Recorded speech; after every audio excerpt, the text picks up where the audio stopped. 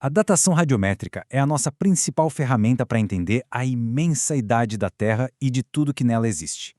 Mas quão confiável ela é de verdade? Vamos mergulhar fundo nas críticas mais comuns e nas respostas que a ciência construiu para elas. A grande questão é exatamente essa. Dá para confiar nos relógios que existem dentro das rochas? Muitas das críticas partem da mesma ideia, a de que os métodos de datação se apoiam em suposições sobre o passado, um passado que a gente não pode observar diretamente. Nessa nossa análise, nós vamos investigar 3 críticas fundamentais feitas à datação radiométrica. E para cada uma, vamos ver as metodologias científicas que foram desenvolvidas justamente para responder a esses desafios, mostrando como a geocronologia moderna realmente funciona. Um argumento muito comum é o seguinte: não temos como saber as condições iniciais de uma rocha. Ou seja, como saber a quantidade de isótopos filho, o produto do decaimento radioativo, que já estava lá quando a rocha se formou. Parece um ponto válido, mas essa crítica ignora uma inovação metodológica-chave que foi criada para resolver exatamente esse problema. E aqui entra o método isócrono, formalizado por pesquisadores como Harrison Brown. A grande sacada desse método foi resolver a questão das condições iniciais. Em vez de ter que supor a quantidade inicial do isótopo filho, o método permite que a gente meça essa quantidade diretamente usando os dados da própria rocha. E o processo é fascinante. Primeiro, se analisam diferentes minerais da mesma amostra de rocha que se formaram ao mesmo tempo. Depois, esses dados são colocados em um gráfico. A linearidade dos pontos, ou seja, o fato de eles formarem uma linha reta, valida a premissa de que o sistema se manteve fechado. A inclinação dessa reta nos dá a idade, e o ponto onde ela cruza o eixo Y revela exatamente qual era a composição isotópica inicial. Ou seja, o problema é resolvido pelos próprios dados. Certo, mas e a outra crítica? A de que as rochas nem sempre são sistemas perfeitamente fechados. Processos geológicos podem sim contaminá-las, alterando as quantidades de isótopos. E isso é verdade, mas a ciência moderna não encara isso como um beco sem saída. Na verdade, essas perturbações são usadas como pistas para desvendar a história da rocha. O trabalho de cientistas como Derek York demonstrou exatamente isso. Essas perturbações não são vistas como falhas, mas sim como ferramentas de diagnóstico. Um gráfico isócrono que não forma uma linha reta perfeita, por exemplo, não é um erro. É um sinal de que a rocha tem uma história geológica complexa, que agora pode ser investigada.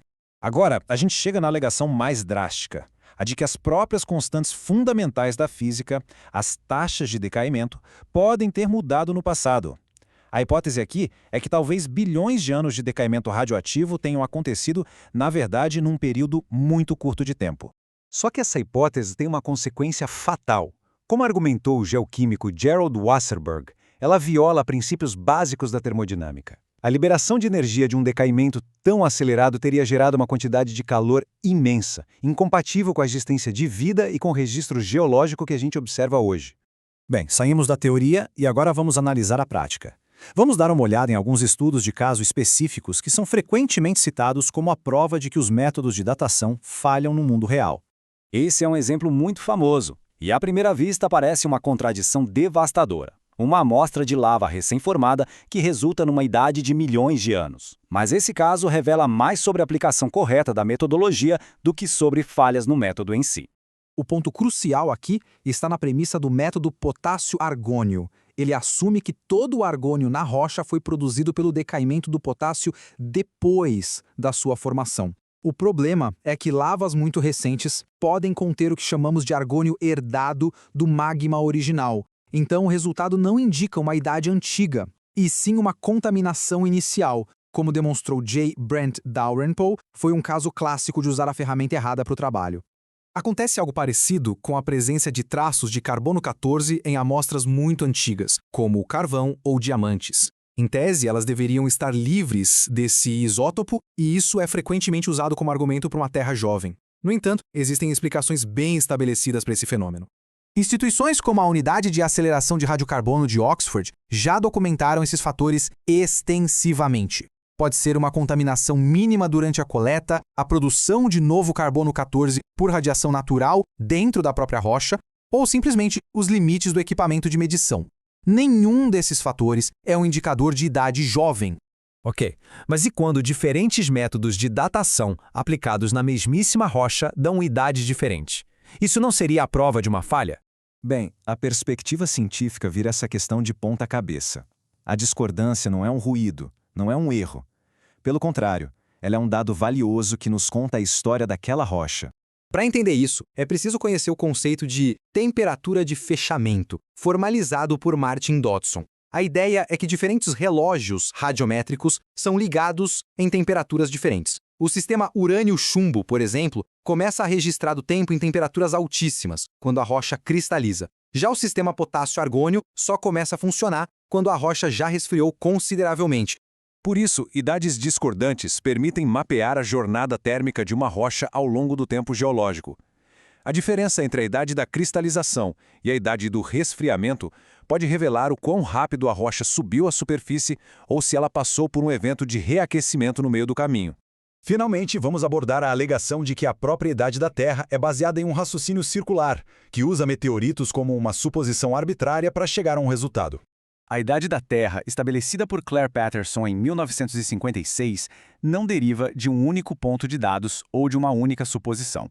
É, na verdade, uma das conclusões mais robustas de toda a ciência. Ela se baseia na concordância de múltiplas linhas de evidência que são independentes umas das outras. A idade dos meteoritos mais antigos, que se formaram junto com a Terra, coincide com a idade das rochas lunares mais antigas e dos minerais terrestres mais antigos, todos analisados por diferentes sistemas isotópicos. Isso é o oposto de circularidade, é uma poderosa validação cruzada.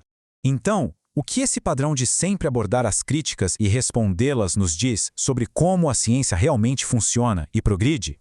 Filósofos da ciência mostraram que anomalias não quebram necessariamente uma teoria. Muitas vezes, elas a impulsionam a se tornar mais robusta e precisa. Cada crítica que nós analisamos aqui levou ao desenvolvimento de técnicas mais sofisticadas. A história da geocronologia nos mostra que enfrentar desafios legítimos e resolver anomalias é exatamente como um programa científico confiável e poderoso é construído. As limitações não são ignoradas, elas são incorporadas ao método, transformando o que eram potenciais fontes de erro em novas ferramentas de investigação.